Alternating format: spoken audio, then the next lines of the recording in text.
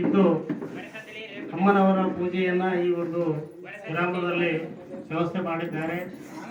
ಪೂಜೆ ಯಾಕೆ ಮಾಡ್ತಾರೆ, ಯಾಕೆ ಮಾಡ್ತಾ ಇದ್ದೇವೆ ಅನ್ನತಕ್ಕಂಥದ್ದನ್ನ ಈಗಾಗಲೇ ನಾರಾಯಣ ರೆಡ್ಡಿ ಅವರು ಹೇಳಿದ್ದಾರೆ. ಅಮ್ಮನವರ ಮೂಲ ಮಂತ್ರ ಅಹಿಂಸಾ ತತ್ವ, ಅದನ್ನು ನಾವೆಲ್ಲರೂ ಪಾಲಿಸಬೇಕು. ಇದು ಪ್ರತಿ ಹಳ್ಳಿಗೂ ಪ್ರತಿ ಮನುಷ್ಯರಿಗೂ ಮುಟ್ಟಬೇಕನ್ನತಕ್ಕಂಥ ಉದ್ದೇಶದಿಂದನೇ ಈ ಒಂದು ಮನೆ ಮನೆಯಲ್ಲಿ ಮಾತಾಜಿಯವರ ಪೂಜೆಯನ್ನ ಮಾಡ್ತಾ ಇದ್ದಾರೆ. ನಾವು ಕಾರ್ಯಕ್ರಮ ಅಂದ್ರೆ ಈ ಒಂದು ಮಾತಾಜಿಯವರ ಕಾರ್ಯಕ್ರಮ ಅಂದ್ರೆ ಬಹಳ ಜನ ಬರಂಗಿಲ್ಲ. ಯಾಕಂತಂದ್ರೆ ಅದು ಮಧುಮಾಂಸಗಳನ್ನು ನಾವು ಬಿಡಕ್ ತಯಾರಿಲ್ಲ. ಆ ಒಂದು ಉದ್ದೇಶದಿಂದನೇ ಇವತ್ತು ಮಾತಾಜಿಯವರ ಕಾರ್ಯಕ್ರಮಕ್ಕೆ ಸಾಕಷ್ಟು ರೀತಿಯಲ್ಲಿ ಜನ ಸ್ಪಂದಿಸ್ತಾ ಇಲ್ಲ. ಇವತ್ತು ನಮ್ಮ ಕರ್ನಾಟಕದಲ್ಲಿ ಸಾಕಷ್ಟು ದೊಡ್ಡ ದೊಡ್ಡ ಮಠಗಳದಾವು. ಆ ಮಠಗಳೆಲ್ಲ ಒಂದು ಧರ್ಮಕ್ಕೆ ಸೀಮಿತವಾಗಿದ್ದಾವೆ. ಇಲ್ಲಿ ಯಾನಾಗೊಂದೇ ಒಂದು ಆಶ್ರಮ ಆ ರೀತಿ ಇಲ್ಲ. ಸಕಲ ಮತ ಸ್ಥಾಪಿತ, ಅಮ್ಮ ಅವರು ಹೇಳಿದ್ದಾರೆ, ಸಕಲ ಮತ ಸ್ಥಾಪಿತ. ಈಗಾಗಲೇ ನಾರಾಯಣ ರೆಡ್ಡಿ ಅವರು ಹೇಳಿದರು, ಇಲ್ಲಿ ಕುಲ ಮತ ಧರ್ಮ ಜಾತಿ ಭೇದ ಭಾವ ಕಿರಿಯರು ಅನ್ನತಕ್ಕಂಥ ಭೇದ ಭಾವ ಇಲ್ಲಿ ಇಲ್ಲ.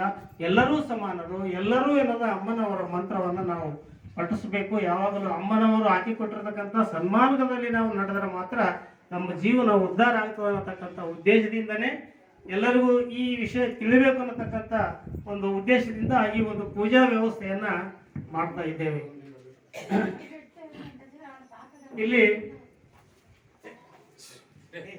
ಬರೀ ನಾವಷ್ಟೇ ಈ ಅಮ್ಮನವರ ಒಂದು ಕಾರ್ಯಕ್ರಮಗಳಲ್ಲಿ ಪಾಲ್ಗೊಳ್ಳುತ್ತಾ ಅಮ್ಮನವರ ಆದೇಶದಂತೆ ನಾವಷ್ಟೇ ನಡೆದರೆ ಸಾಲಂಗಿಲ್ಲ. ಯಾಕಂತಂದ್ರೆ ನಮ್ಮ ಕುಟುಂಬ ಇರ್ತದೆ, ಮಕ್ಕಳು ಇರ್ತಾರೆ, ಹೆಂಡತಿ ಇರ್ತಾಳೆ. ನಮ್ಮ ಮನೆಯಲ್ಲಿದ್ದಂಥ ಎಲ್ಲರಿಗೂ ಈ ಸನ್ಮಾರ್ಗದಲ್ಲಿ ಪಾಲ್ಗೊಳ್ಳೋಕೆ ಅವಕಾಶ ಮಾಡಿಕೊಡಬೇಕು. ಮುಖ್ಯವಾಗಿ ನಮ್ಮ ಮಕ್ಕಳಿಗೆ ನಮ್ಮ ದಾರಿಯಲ್ಲಿ ಬರ್ಲಿಕ್ಕೆ ನಾವು ತಿಳಿಸ್ಬೇಕು.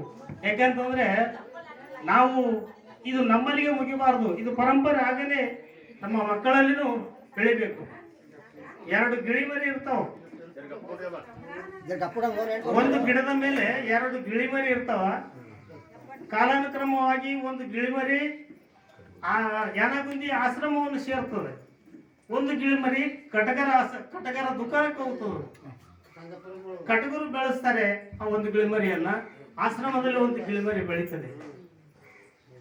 ಕಟಗರ ಒಂದು ದುಕಾನದಲ್ಲಿ ಬೆಳೆದಿರ್ತಕ್ಕಂಥ ಗಿಳಿಮರಿ ಏನಂತದ, ಹಿಡೀರಿ ಕಡೀರಿ ಕಾಲು ಹಿಂಗಡ್ಕೋರಿ, ರಕ್ತ ಅಂಗಡ ಬಿಡಾಕ್ರಿ, ಕೈ ತೆಗಿರಿ, ಕಾಲು ತೆಗಿರಿ ಅಂತ ಹೇಳ್ತದೆ. ಆದರೆ ಆಶ್ರಮದಲ್ಲಿ ಬೆಳೆದಂಥ ಗಿಳಿಮರಿ ಬರ್ರಿ ಕೊಡ್ರಿ, ನೀರು ಕೊಡ್ರಿ, ಚಾ ಕೊಡ್ರಿ, ಇಲ್ಲಿ ಬರ್ರಿ ಅಂತೇಳಿ ಹೇಳ್ತದೆ. ಇಲ್ಲಿ ನೋಡ್ರಿ, ಒಂದೇ ತಾಯಿಗೆ ಹುಟ್ಟಿದಂಥ ಮಕ್ಕಳಲ್ಲಿ ಎಷ್ಟು ವ್ಯತ್ಯಾಸ ಆಯ್ತು. ಅದಕ್ಕೋಸ್ಕರ ನಮ್ಮ ಮಕ್ಕಳನ್ನ, ನಮ್ಮ ಪೀಳಿಗೆಯನ್ನ ಸನ್ಮಾರ್ಗದಲ್ಲಿ ತರುವಂತ ಒಂದು ವ್ಯವಸ್ಥೆಯನ್ನ ನಾವು ಮಾಡಬೇಕು. ಇದು ನಮ್ಮಲ್ಲಿಗೆ ಕೊನೆಗೊಳ್ಳಬಾರದು. ಇಲ್ಲಿ ಅನೇಕ ಈ ಒಂದು ನಾಡಲ್ಲಿ ಅನೇಕ ಸಾಧುಗಳು ಸಂತರು ಬೆಳೆದಂಥ ನಾಡು ಇದು. ನಾವೆಲ್ಲರೂ ಕೇಳಿದ್ದೇವೆ, 12ನೇ ಶತಮಾನದಲ್ಲಿ ಬಸವಣ್ಣ ಕಾಲದಾಗಲಿಂದನೂ ಅನೇಕ ಸಾಧು ಸಂತರು ಸಾಕಷ್ಟು ಜನ ಇಲ್ಲಿ ಈ ಆಳಿ ಹೋಗಿದ್ದನ್ನು ನಾವು ನೋಡ್ತಾ ಇದ್ದೇವೆ. ನಮ್ಮ ದೇಶ ಶಾಂತಿಯ ನಾಡು. ಇಂಥ ಪ್ರಪಂಚದಲ್ಲಿ ಎಲ್ಲಿ ಹುಡುಕಿದ್ರು ಈ ಭಾರತ ದೇಶದಂಥ, ಈ ಕರ್ನಾಟಕ ರಾಜ್ಯದಂಥ ಜನ ಶಾಂತಿ ಎಲ್ಲಿ ಸಿಗಲ್ಲ. ನೀವು ಬೇಕಾದ್ರೆ ನೋಡಿ, ಇತಿಹಾಸ ತೆಗೆದು ನೋಡಿ. ಈ ಒಂದು ಶಾಂತಿ ನಿಲ್ಲಿಸಬೇಕಾದ್ರೆ ಮುಖ್ಯ ಕಾರಣ ಸಾಧು ಸಂತರು, ಗಣ್ಯ ವ್ಯಕ್ತಿಗಳು, ಆಮೇಲೆ ಹಿರಿಯ ಒಂದು ಮಠಾಧೀಶರಾಗಲಿ ಇದು ಸಲುವಾಗಿಯೇ ಈ ಒಂದು ಶಾಂತಿಯ ನಾಡು ಅಂತೇಳಿ ನಾವು ಹೇಳಬಯಸ್ತೇವೆ. ಅನೇಕ ಸಂತರನ್ನು ನಾವು ಕೇಳಿದೀವಿ. ಸಂತ ತುಕಾರಾಮ್, ಮಹಾಶರಣ ತುಕಾರಾಮರ ವಿಷಯ ನೀವೆಲ್ಲರೂ ಕೇಳಿರ್ಬೇಕು. ಸಂತ ತುಕಾರಾಮರು ವಿಠೋಬನ ಆತ್ಮೀಯ ಶಿಷ್ಯರು. ಅವರೇನು ಹಗಲು ರಾತ್ರಿ ವಿಠಲ ವಿಠಲ ವಿಠಲ ವಿಠಲ ಅಂತಕ್ಕಂಥ ಒಂದೇ ಮಾತ್ರ, ಅದನ್ನು ಬಿಟ್ಟು ಬೇರೆ ಏನೂ ಮಾತಾಡ್ತಿದ್ದಿಲ್ಲ. ಏನು ಬರೇ ವಿಠಲನೇ ವಿಠಲ. ಒಂದು ಹಳ್ಳಿಯಲ್ಲಿ 4 ಜನ ಕೌಡ್ರಿದ್ರು. ಆ ಕೌಡ್ರು ಈ ಊರಾಗ ಹಿಮಾಲ್ಪುರ ಅಂತ ತಿಳ್ಕೊರಿ. ಈ ಹಿಮಾಲ್ಪುರದಾಗ ಒಂದು ದೊಡ್ಡ ಗೌಡ್ರ ಮನೆ ಇತ್ತು, ಸಾಹುಕಾರ ಇದ್ರು ಅವರು. ಆ 4 ಜನ ವಿಚಾರ ಮಾಡಿದ್ರು, ಗೌಡ್ರ ಮನೆ ಕಳ್ತನ ಮಾಡಬೇಕು ಅಂತ. ಒಂದು ರಾತ್ರಿ ಒಂದು ದಿನಾಂಕ ಫಿಕ್ಸ್ ಮಾಡಿದ್ರು. ಕಳ್ತನಕ್ಕೆ ಹೋಗ್ತಾ ಇದ್ರು. ಗೌಡ್ರ ಮನೆಗೆ ಅಂತ ಹೊಂಟಿದ್ರು. ಆ ದಾರ್ಯಾಗ ವಿಠಲ ವಿಠಲ ವಿಠಲ ವಿಠಲ ಅಂತೇಳಿ ತುಕಾರಾಮು ಧ್ಯಾನದಲ್ಲಿ ಮಗ್ನನಾಗಿದ್ದ. ಅವರು ವಿಚಾರ ಮಾಡ್ತಾರೆ, ನಾವು ಈ ತುಕಾರಾಮನ ಕಳ್ತನ ಕರ್ಕೊಂಡು ಹೋಗೋಣ. ಕರ್ಕೊಂಡು ಹೋದ್ರೆ ಅಲ್ಲಿ ಅಚಾನಕ್ ಸಿಕ್ಬಿದ್ರೆ ಅವನೇ ಸಿಗ್ಬಿಡ್ಲಿ, ನಾವು ಪಾರಾಗಿ ಬರ್ತೀವಲ್ಲ. ಆ ಉದ್ದೇಶದಿಂದ ತುಕಾರಾಮನ ಕೇಳ್ತಾರ, ಏನಪ್ಪ ನಮ್ಮಿಂದ ಬರ್ತೀಯನು ಅಂತ. ಎಲ್ಲಿಗೆ ಬರಲಿ ಅಂದ್ರೆ ನಿಮ್ಮಿಂದ ನನಗೊಂದು ಉಪಕಾರ ಆಗಬೇಕಾಗಿದೆ, ಅದಕ್ಕೆ ನಮ್ಮಿಂದ ಬರಬೇಕು. ನನ್ನಿಂದ ನಿಮ್ಗೆ ಉಪಕಾರ ಆಗ್ತಾ ಇದ್ದರೆ ಅರ್ಜೆಂಟ್ ಬರ್ತೀನಿ ನಾನು, ಅದಕ್ಕೇನಿಲ್ಲ. ಯಾಕಂದ್ರೆ ಅವ್ರ ಉದ್ದೇಶ ಏನು, ಇನ್ನೊಬ್ಬರಿಗೆ ಉಪಕಾರ ಮಾಡುವುದೇ ತುಕಾರಾಮನ ಉದ್ದೇಶ. ಆಯ್ತು ನಡ್ರಿ ಅಂತ ಹೋಗ್ಬಿಡ್ತಾರೆ. ಹೋಗಿ ಕೂಡಲೇ ಅಲ್ಲಿ ಹೇಳ್ತಾರ, ಮಾಳೆ ಮೇಲೆ ಹತ್ತಿಸ್ಬಿಡ್ತಾರ. ಹತ್ತಿಸಿ ಬಳಕಂಡಿಯನ್ನು ಅಡಲ್ ಮಾಡ್ತಾರ. ಅಡಲ್ ಮಾಡಿ ಒಂದು ಹಗ್ಗ ಕಟ್ಟಿ ಆ ತುಕಾರಾಮನನ್ನು ಕೆಳಗೆ ಬಿಡ್ತಾರ. ಕೆಳಗೆ ಬಿಟ್ಟು ಹೇಳ್ತಾರ, ನೀನು ಮನೆಯೆಲ್ಲ ತಿರುಗಾಡಬೇಕು. ದೊಡ್ಡ ದೊಡ್ಡ ವಸ್ತುಗಳು ಏನೇನದಾವ, ಆ ಬೆಳ್ಳಿ ಬಂಗಾರ ತುಂಬಿರ್ತಕ್ಕಂಥ ಪೆಟ್ಟಿಗೆ ಏನೇನು ಇರ್ತಾವಲ್ಲ ಅವನ್ನ ಆ ಹಗ್ಗ ಕಟ್ಟಬೇಕು, ನಾವು ಮೇಲೆ ಜಕ್ಕೋತೀವಿ ಅದಕ್ಕೆ ಅಂತೇಳಿ ಅವನ ಕೆಳಗೆ ಇಳಿಸ್ಬಿಡ್ತಾರೆ. ಹೋದ ಕೂಡಲೇ ಬೀಸಕಲ್ ಕಾಣ್ತದ ಅವನಿಗೆ. ಅವ್ರು ಹೇಳ್ಯಾರ ದೊಡ್ಡ ದೊಡ್ಡವು ಕಟ್ಬೇಕು ನೋಡೋದು. ಆ ಬೀಸಕಲ್ ಕಟ್ಬಿಡ್ತಾರೆ ಹಗ್ಗಕ್ಕೆ, ಜಕ್ಕೋರಿ ಅಂತ ಹೇಳ್ತಾರೆ. ಮ್ಯಾಲ ಜಗ್ತಾರ ಅವರು. ಬಂದು ನೋಡಿದ್ರೆ ಬೀಸಕಲ್ ಅದ. ಮಾರಾಯ ತಿಜೋರಿ ಕಟ್ ಅಂದ್ರೆ ಬೀಸಕಲ್ ಕಟ್ಟಿದಲ್ಲ ಅಂತ ಹೇಳ್ತಾರೆ. ನೀವೇ ಹೇಳಿದ್ರಲ್ರಿ, ನೀವೇ ಹೇಳಿದ್ರಿ ದೊಡ್ಡ ದೊಡ್ಡ ವಜ್ಜಿದ್ದು ಕಟ್ರ ಅಂತ ಕಟ್ಟಿದೆ, ಇದು ಬಗೆಹರದಿಲ್ಲ ಅಂತೇಳಿ ಆ ಬಳಕಂಡಿಯನ್ನು ಇನ್ನೂ ಸ್ಟಾರ್ಟಲ್ ಮಾಡಿ ಅವ್ರು 4 ಮಂದಿ ಕೆಳಗಿಳಿತಾರ.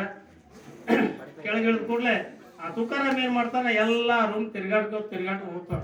ತಿರ್ಗಾಡುವಾಗ ಆ ಒಂದು ಮನಿ ಗೌಡ ಆ ವಿಠೋಬನ ಶಿಷ್ಯನೇ ಆಗಿರ್ತಾನ. ಅವತ್ತು ಏಕಾದಶಿ. ಆ ವಿಠೋಬನ ಒಂದು ಮೂಲೆ, ಒಂದು ಕೋಣೆಯಲ್ಲಿ, ದೇವರ ಕೋಣೆಯಲ್ಲಿ ವಿಠೋಬನ ಮೂರ್ತಿಯನ್ನಿಟ್ಟು ಅವ್ರು ಪೂಜೆ ಮಾಡಿರ್ತಾರೆ. ಗೌಡ ಗೌಡತಿಯಲ್ಲಿ ಮಕ್ಕೊಂಡಿರ್ತಾರೆ. 4 ಮಂದಿ ಇವರು ಹುಡುಕಾಡ್ತಿರ್ತಾರೆ. ಆ ವಿಠೋಬ ಏನದ ತುಕಾರಾಮ ಅಲ್ಲಿ ಹೋಗ್ಬಿಡ್ತಾನೆ. ಆ ಮೂರ್ತಿ ಕಾಣುತ್ತಾನೆ. ಮೂರ್ತಿ ಕಾಣ್ ಕೂಡಲೇ ಅವ್ನಿಗೆ ಅದೇ ಮತ್ತೇನು ಬೇಕಾಗಿಲ್ಲ, ತಮ್ಮೂರಿ ತಗೋತಾನೆ. ವಿಠಲ ವಿಠಲ ವಿಠಲ ವಿಠಲ ವಿಠಲ ಚಾಲು ಮಾಡಿದ. ವಿಠಲ ವಿಠಲ ಅಂತ ಚಾಲು ಮಾಡಿದ ಕೂಡಲೇ ಗೌಡ ಗೌಡತಿ ಮನೆಯವರೆಲ್ಲ ಎದ್ದು ಬಿಡ್ತಾರೆ. ಏನಪ್ಪ ಅದು ಯಾರು ಸಪ್ಪ ಭಜನೆ ಮಾಡ್ತಾರೆ. ಬಂದು ನೋಡ್ತಾರೆ ತುಕಾರಾಮ್ ಅಲ್ಲಿ ಭಜನೆ ಮಾಡ್ಲಾಗ್ತಾರೆ. ಸಾಕ್ಷಾತ್ ಪಂಡ್ರಾಪುರ ವಿಠೋಬನೇ ನಮ್ಮ ಮನೆಗೆ ಬಂದಾನಂತೇಳಿ ಅವರು ಕೂಡಿ ಎಲ್ಲರೂ ಕೂಡಿ ಭಜನೆ ಮಾಡ್ತಾರೆ. ಅವರೆಲ್ಲರೂ ಎದ್ದು ಕೂಡಲೇ ಈ 4 ಮಂದಿ ಒಬ್ಬ ಮಂಚದ ಕೆಳಗೆ, ಒಬ್ಬ ಬೀರ್ವಾಳಿಯಿಂದ ಅಲ್ಲಿ ಅಲ್ಲಿ ಅಳ್ಕೊಂಡ್ಬಿಡ್ತಾರೆ. ಈ 4 ಮಂದಿ ಬೆಳಕಾಗ್ತದೆ. ಬೆಳಕಾದ ಕೂಡಲೇ ಅವ್ರು ಹೇಳ್ತಾರೆ, ನೋಡಪ್ಪ ಯಪ್ಪ, ಇವತ್ತು ನೀನು ಸ್ನಾನ ಪೂಜೆ ಪುನಸ್ಕಾರ ಎಲ್ಲ ನಮ್ಮ ಮನೆಗೆ ಆಗಲಿ, ಎಲ್ಲ ಮುಗಿಸ್ಕೊಂಡೆ ನೀವು ಹೋಗಪ್ಪ ಅಂತ ಹೇಳ್ತಾರೆ. ಆಯ್ತು, ಅಲ್ಲಿ ಇರ್ತಾರೆ. ಎಲ್ಲ ಮುಗಿತದ. ಅವ್ರು ಅಡಿಗೆ ಎಲ್ಲ ಮಾಡಿ ಕೂಡಲೇ, ಯಪ್ಪ ನೀನು ಸ್ನಾನ ಮಾಡು, ಪೂಜೆ ಮಾಡೋಕೆ ಹೋಗ್ಬೇಕು, ಸ್ನಾನ ಮಾಡೋಕೆ ಅಂತ ಹೇಳ್ತಾರೆ. ಅವಾಗ ಆ ತುಕಾರಾಮ್ ಹೇಳ್ತಾನೆ, ನಾನು ಮೊದಲು ಸ್ನಾನ ಮಾಡಲ್ಲಪ್ಪ, ನಮ್ಮ ಗುರುಗಳದಾರ ಮುಂದ, ನಮ್ಮ ಗುರುಗಳು 4 ಜನ ಅದಾರ, ಅವ್ರು ಮೊದಲು ಸ್ನಾನ ಮಾಡ್ಬೇಕು, ಅವ್ರು ಪೂಜೆ ಆಗ್ಬೇಕು, ಅವ್ರು ಊಟ ಆಗ್ಬೇಕು, ಆಮೇಲೆ ನಂದು. ಮತ್ತೇನದಾರ ಈ ಗುರುಗಳು, ನೀವು ಒಬ್ಬರೇ ಅದಿರಲ್ಲ, ಇಲ್ಲ 4 ಮಂದಿ ಅದಾರ, ನೀವು ನೋಡ್ರಿ ಹುಡುಕಾಡ್ರಿ ಅಂತ ಹೇಳ್ತಾರ. ಅವಾಗ ಹುಡುಕಾಡ್ತಾರ. 4 ಮಂದಿ ಸಿಗ್ತಾರ. 4 ಮಂದಿಗೆ ಏನದ ಮೊದಲು ಸ್ನಾನ ಮಾಡಿಸ್ತಾರ. ಪೂಜಾ ಪುನಸ್ಕಾರ ಊಟ ಎಲ್ಲ ಆದ್ಮೇಲೆ ಇವರು ಎಲ್ಲರೂ ಕೂಡಿ ಊಟ ಮುಗಿಸ್ಕೊತಾರ.